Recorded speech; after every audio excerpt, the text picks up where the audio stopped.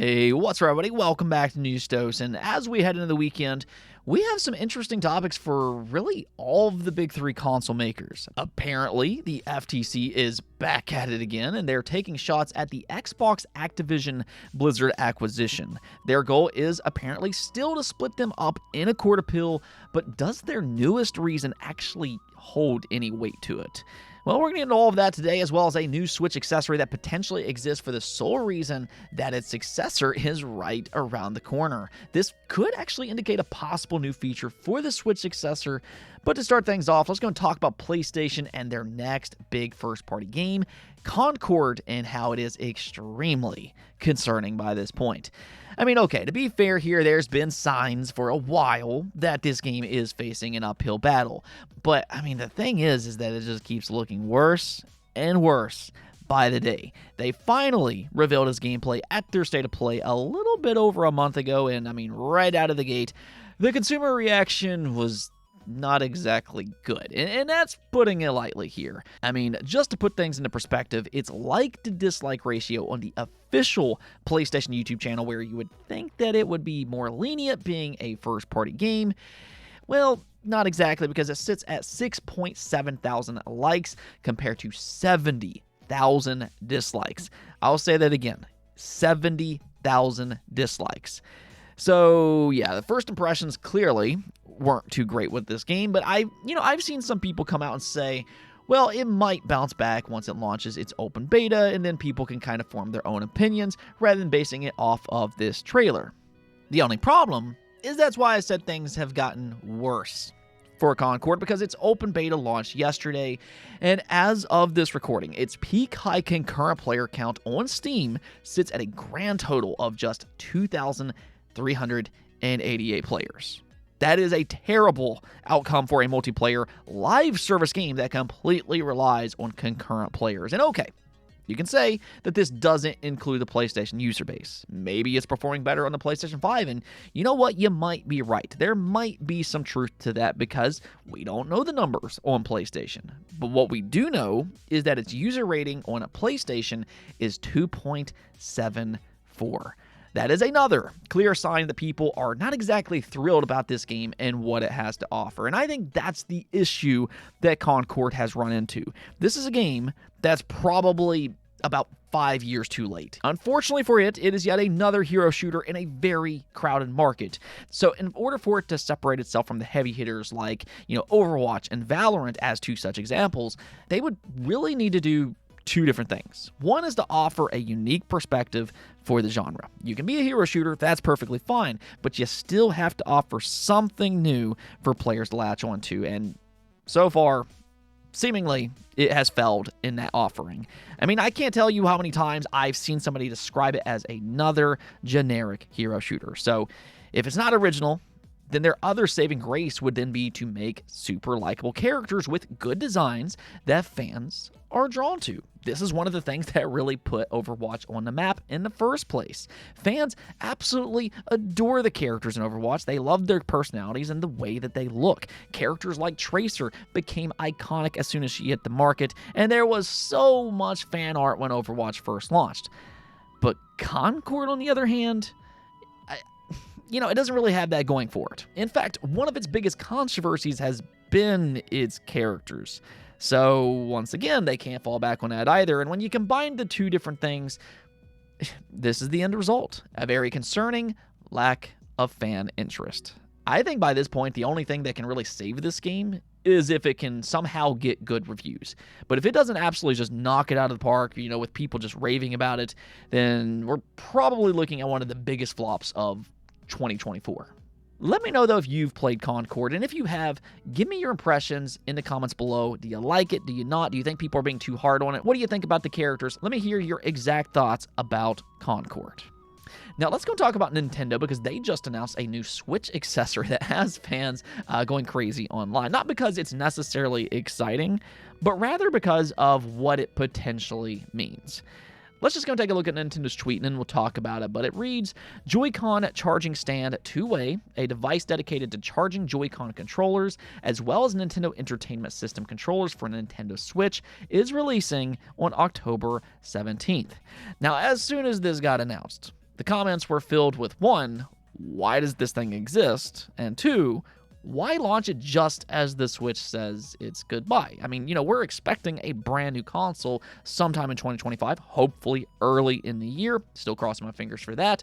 But why launch this so late in the Switch's life cycle, and why waste the effort on it? I mean, it just doesn't really make a lot of sense until you start to piece the puzzle together. The only thing that really kind of makes this all add up is that this new device is being made in preparation for the Switch successor. Yeah, bear with me. The reason we believe that is because there have been rumors that the Switch successor will have a completely different rail system to connect its controllers. It's allegedly magnetic, and that would mean that the current Joy-Cons will not attach to the new console. However, fans might still want to use their Joy-Cons that they spent a lot of money on, and this new device would kind of open the door for that and make it a little bit easier. This would be an easy way to charge your Joy-Cons without the need of a Switch console, and it's also compatible with different shaped Joy-Cons as well, like the NES ones as one such example. The charging grip that this would basically replace is not compatible with the NES Joy-Con edition. Then something else to consider with all of this is backwards compatibility. If we are to assume that the Switch successor has backwards compatibility, which I very much believe that it does, then there are several games that completely relies on Joy-Cons and their functionality. Ring Fit immediately comes to mind, and in order to play that game on the next console, they will need to make sure that there's an easy way to charge those Joy-Cons. Otherwise, you would need to keep your outdated Switch plugged in, and for that matter, I imagine a lot of people will look to trade their Switch in to make the successor a little bit cheaper at launch. So this new accessory very much could be the answer for all of their problems, but of course, this is all just speculation. Maybe you disagree with it and that Nintendo is just extremely late getting this device out the door, but let me know what you all think about this in the comments below. Okay, so moving on here, apparently we need to talk about the Microsoft Activision Blizzard acquisition and the FTC once again. I know, it felt like we finally put them in the past last year after they, embarrassed themselves in court.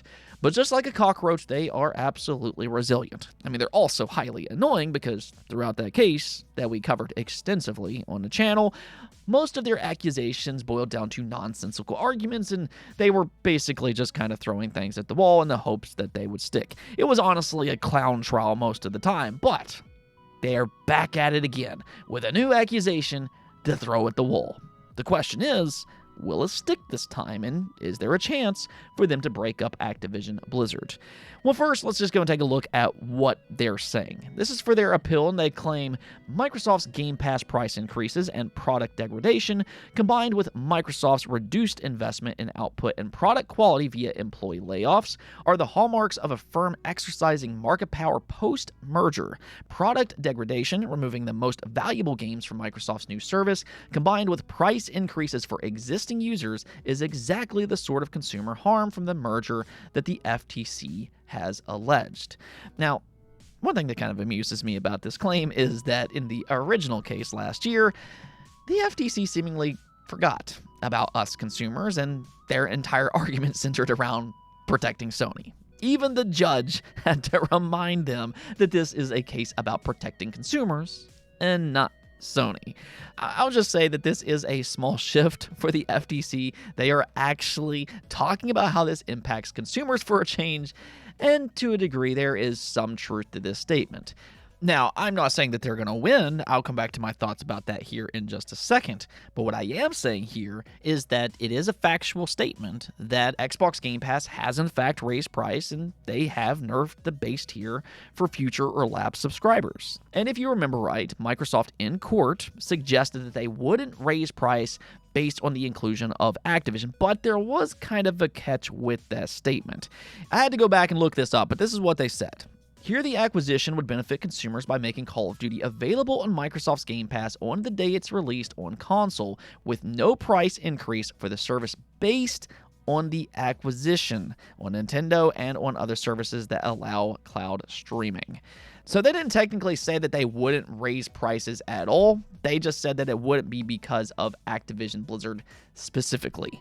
So it might not be a great look for Microsoft to have to go back to court and say, yeah, we raised prices.